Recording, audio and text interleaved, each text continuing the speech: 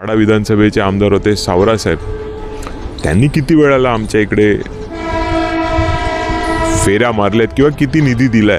विनंती करतो की हे जे पदाधिकारी आहेत त्यांना जर एका मंचावर आणलं आणि त्यांचा जर समोरासमोर जर तुम्ही प्रश्न उत्तरांचा एक अर्धा तासाचा कार्यक्रम घेतला तर कोणी किती काम केलं आणि कोणी किती निधी आणला आहे.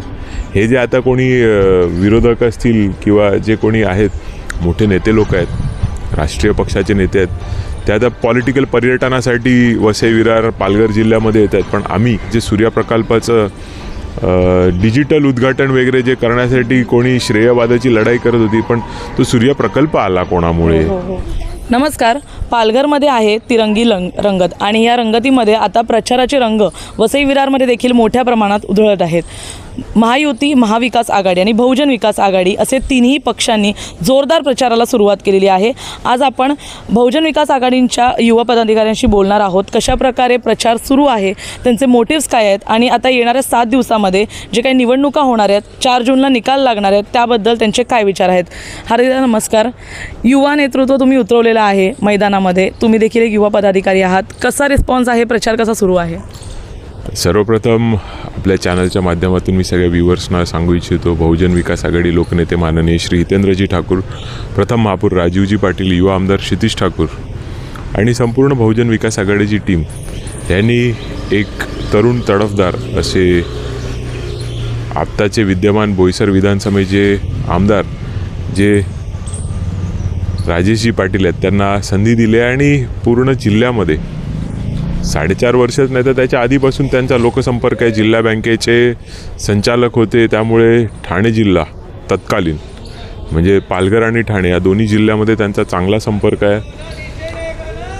एक आदिवासी समाजातला युवक जो उच्च विद्या विभूषित आहे, तुम्ही जर बघितलं तर त्यांच्या अर्धांगिनी राजेश्री पाटील मॅडम ह्या डॉक्टरेट म्हणजे एक चांगल्या पद्धतीने समाजामध्ये वावरणारा, लोकांमध्ये फिरणारा, लोकांमध्ये राहून लोकांचे प्रश्न जाणून घेणारा असा आमचा उमेदवार आहे.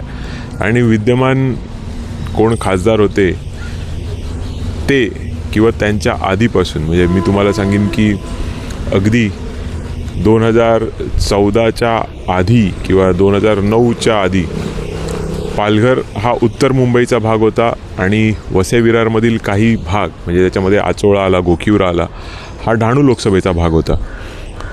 तर त्यावेळेचे खासदार होते वनगासाहेब. त्यावेळेचे वाडा विधानसभा म्हणजे जी गोखिवरा आणि बोईसर विधानसभा आहे ती अर्धी विधानसभा वाडा विधानसभेमध्ये होती. त्यावेळेचे वाडा विधानसभेचे आमदार होते सावरासाहेब. त्यांनी किती वेळाला आमच्या इकडे फेऱ्या मारल्यात किंवा किती निधी दिलाय. आणि आमचे तत्कालीन आमदार लोकनेते माननीय श्री हितेंद्रजी ठाकूर, त्यानंतर क्षितिजदादा, राजेशजी पाटील, बळीरामजी जाधव खासदार ह्यांनी त्यांचा जो दिलेला निधी महानगरपालिका, जिल्हा परिषदा असतील किंवा तत्कालीन नगरपालिका, ग्रामपंचायती असतील, तर ते जर कंपॅरिझन केलं तर लोकांना माहिती मिळू शकेल. किंबहुना मी तुम्हाला एक विनंती करतो की हे जे पदाधिकारी आहेत त्यांना जर एका मंचावर आणलं आणि त्यांचा जर समोरासमोर जर तुम्ही प्रश्न उत्तरांचा एक अर्धा तासाचा कार्यक्रम घेतला तर कोणी किती काम केलं आणि कोणी किती निधी आणला आहे. हे जे आता कोणी विरोधक असतील किंवा जे कोणी आहेत मोठे नेते लोक आहेत, राष्ट्रीय पक्षाचे नेते आहेत, ते आता पॉलिटिकल पर्यटनासाठी वसई विरार पालघर जिल्ह्यामध्ये येत आहेत. पण आम्ही पालघर जिल्ह्याच्या निर्मितीच्या आधीपासून पालघर जिल्ह्याच्या निर्मितीसाठी आम्ही दिलेला आमचा वेळ असेल. पालघर जिल्ह्यामध्ये ठाणे जिल्ह्यामध्ये तत्कालीन ठाणे जिल्हा जेव्हा होता त्यावेळेला लोकनेते माननीय श्री हितेंद्रजी ठाकूर यांच्या मार्गदर्शनाखाली आमची टीम MMRDAच्या माध्यमातून कामं कशी गेली पाहिजेत, जिल्हा नियोजन समितीच्या माध्यमातून कामं कशी गेली पाहिजेत आणि इतरत्र महानगरपालिका आता 2010ला आमची झाली आहे. पण त्याच्या आधी नगरपालिका असतील, ग्रामपंचायती असतील, त्यांच्यासाठी जो विकास निधी आणला गेला जातो, आता जो विकास निधी आणला गेलेला आहे. आता तुम्हाला मी एक माहिती देतो की रेल्वे, उपनगरीय रेल्वे सेवा, हा उपनगरीय रेल्वे सेवेचा जो विरारपर्यंतचा जो प्रदेश होता तो विरारच्या पुढे डहाणूपर्यंत नेण्यासाठी लोकनेते माननीय श्री हितेंद्रजी ठाकूर यांनी तत्कालीन रेल्वे मंत्री सुरेशजी कलमाडी यांना विनंती केली आणि तिचा जो उपनगरीय सेवेचा दर्जा होता तो मुंबई ते विरार म्हणजे चर्चगेट ते विरार होता, तो चर्चगेट ते डहाणू करून घेतला. आणि त्यानंतर आमचे खासदार बळीरामजी जाधव जेव्हा निवडून गेले, त्यांनी पाठपुरावा करून त्यांच्या वेळेला मुंबईची जी उपनगरीय सेवा विरारपर्यंत होती ती डहाणूपर्यंत नेण्यात आली.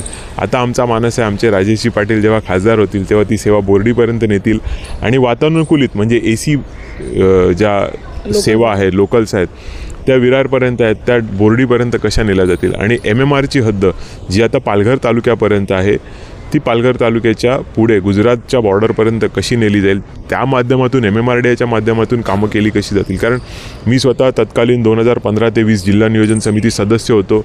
त्यावेळेला पालकमंत्री असतील जे BJPचे होते सौरासाहेब, त्यानंतर खासदार होते वनगासाहेब, पण त्यांचीसुद्धा कामं अधिकाऱ्यांकडून करण्यासाठी त्यांना लोकनेते माननीय श्री हितेंद्रजी ठाकूर यांना विनवणी करावी लागायची.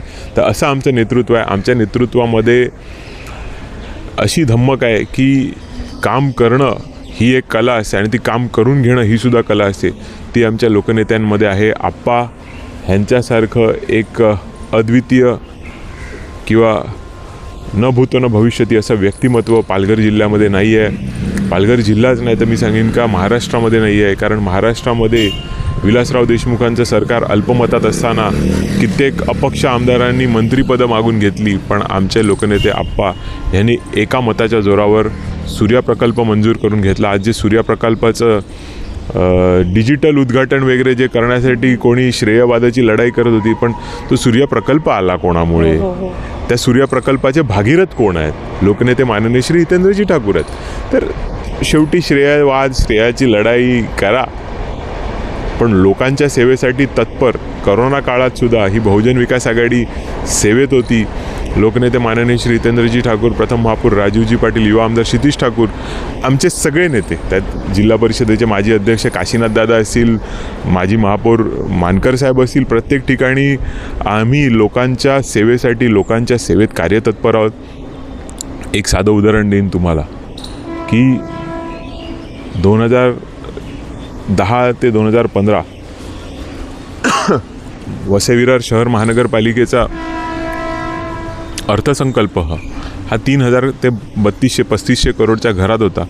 त्यावेळेला आमचे खासदार बळीरामजी जाधव निवडून आलेले होते. त्यांच्या माध्यमातून केंद्रातून येणारी सबसिडी ह्या स्वरूपामध्ये जो निधी यायचा तो मोठ्या प्रमाणात होता. 2015 ते 20 मी स्वतः नगरसेवक होतो. दुर्दैवाने आमचे खासदार नव्हते. बजेट 700-800 करोड, 1000 करोड, 1200 करोड केंद्राकडून एक साधा निधी आणणं तर सोडा, केंद्राकडून निधी मिळवण्यासाठीची एखादी मीटिंगसुद्धा ह्या खासदारांनी, आता नाव नाही घेणार मी त्यांचं, त्यांना आता खासदारकीचं तिकीटसुद्धा मिळालेलं नाही आहे. म्हणजे आमचा जेव्हा उमेदवार तगडा, आमचे उमेदवार जेव्हा आमदार राजेशजी पाटील यांना आम्ही उमेदवार केल्याबरोबर गावित साहेबांचं तिकीटसुद्धा कापलं गेलं. हा एवढा आमचा तगडा उमेदवार आणि आमच्या बहुजन विकास आघाडीच्या कार्यकर्त्यांचा कुठेतरी त्यांनी धसका घेतला आणि माघार त्यांना घ्यायला लावली. त्यामुळे मी सांगतो, आज सौरासाहेब स्वर्गीय म्हणजे डॉक्टर हेमंत सौरांचे वडील सौरासाहेब 5 वेळेला किंवा 6 वेळेला विधानसभा सदस्य होते, पण ते आपल्या नालासोपारा आचोळ्याचं त्यांनी प्रतिनिधित्व केलेलं असताना एकदासुद्धा त्यांनी तिथे कधी फेरी मारली नाही. आपल्या लोकांना माहितीसुद्धा नाही. तर मी सर्व व्ह्युअर्सना विनंती करतो, आपल्या मतदार बंधू भगिनींना विनंती करतो की आपल्या हक्काचा माणूस, आपल्या तालुक्यातला माणूस, आपल्या जिल्ह्यातला माणूस, आपला माणूस असा राजेशजी पाटील ह्यांना आप्पांनी संधी दिलेली आहे. लोकनेते माननीय श्री हितेंद्रजी ठाकूर यांनी संधी दिलेली आहे. तर मी युवा वर्गाला पण विनंती करतो, उच्च विद्याविभूषित असा असणारा आपला आमदार जो राजेशजी पाटील आहेत, त्यांना आपण आता खासदारकीला संधी दिलेली आहे. तर आपण सर्वांनी भरघोस मतांनी 20 तारखेला सकाळी 7 ते संध्याकाळी 6 ह्या दरम्यान मतदान आहे. ऊन प्रचंड आहे. आता दुपारचे 12 वाजले आहेत. तुम्हाला उन्हाची काहिली खूप आहे, पण आम्ही सावलीत उभे असल्यामुळे इथे आम्हाला जाणवत नाही आहे. पण सगळी मतदान केंद्र ही चांगल्या पद्धतीने इलेक्शन कमिशननी त्यांना तिथे सेवा सुविधा दिलेल्या आहेत, पण तरीसुद्धा सकाळी लवकरात लवकर पहिल्या प्रहरामध्ये सगळ्यांनी जर मतदान केलं तर दुपारी गर्दीमध्ये किंवा उन्हामध्ये तुम्हाला मतदान करावं लागणार नाही आणि नागरिकांना त्रास होणार नाही. मी एवढी विनंती करतो, जास्तीत जास्त मतांनी आपले उमेदवार श्री राजेशजी पाटील, त्यांची निशाणी आहे शिट्टी, 5 नंबरचा अनुक्रमांक त्यांचा हा मतपेटीवर असणार आहे, म्हणजे जी EVM मशीन असणार आहे त्याच्यावर असणार आहे, तर त्याचं बटन दाबून शिट्टीला जास्तीत जास्त मतांनी निवडून द्या एवढी मी विनंती करतो. धन्यवाद. जय हिंद, जय महाराष्ट्र, जय